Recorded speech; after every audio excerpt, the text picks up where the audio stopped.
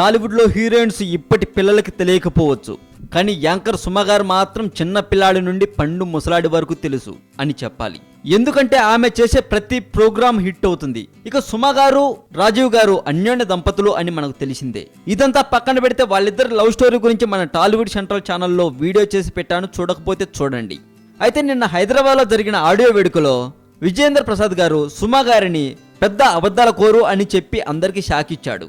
అతను అలా అనడానికి కారణం కూడా చెప్పుకొచ్చారు. సుమా గారిని అంత మాట ఎందుకన్నాడో తెలుసా?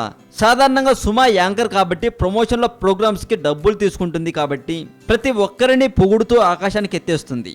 అసాధారణ రీతిలో అబద్ధాలు ఆడుతుంది, అందుకే అబద్ధాల కోరు అని అంటున్నాను అని చెప్పుకొచ్చారు. ఇక నేను కూడా అబద్ధాల కోరునే అని, అయితే నన్ను మించిన అబద్ధాల కోరు సుమా గారు అని అన్నారు విజయేంద్ర ప్రసాద్ గారు. మరింత టాలీవుడ్ సమాచారం కోసం సబ్స్క్రైబ్ చేయండి టాలీవుడ్ సెంట్రల్.